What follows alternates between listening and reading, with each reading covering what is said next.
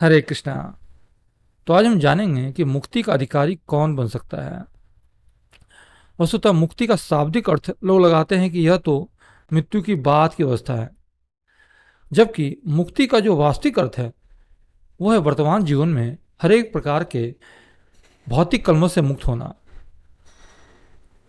प्राय मनुष्य को काम, क्रोध, लोभ, मोह, मद और मात्सर्य जैसे कलमशों से अत्यंत सावधान रहना चाहिए। यदि कोई अपने आप को बचाए रखता है तो उसका जीवन उतना ही शुद्ध होगा। भगवान ने भी कहा है भगवद गीता के 16वें अध्याय के 21वें श्लोक में, भगवान बोलते हैं, त्रिविधम नरकश्येदम द्वारमनास्मात्मन काम क्रोधस्तदा लोभस तस्मादे तत्रयम त्यजेत। अर्थात इस नरक के तीन द्वार हैं, काम, क्रोध तथा लोभ। प्रत्येक बुद्धिमान व्यक्ति को चाहिए इन्हें त्याग दे, क्योंकि इनसे आत्मा का पतन होता है। अब यहाँ प्रश्न होता है कि आत्मा के पतन का क्या तात्पर्य है और इसे कैसे दूर किया जा सकता है। यहाँ आत्मा के पतन का तात्पर्य है कि यह काम, क्रोध, लोभ इत्यादि जो मन के विकार हैं वही हमारे भौतिक बंधन का कारण है।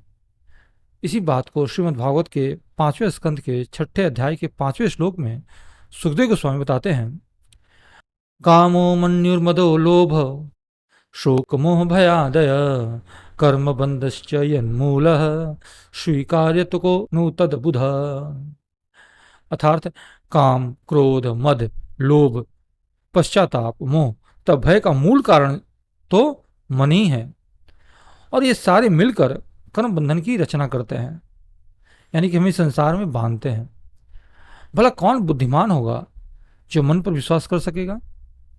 अर्थात हमें अपने मन को स्वच्छ करना होगा, तभी ये काम, क्रोध, लोभ, मोह, मद इत्यादि दूर होंगे।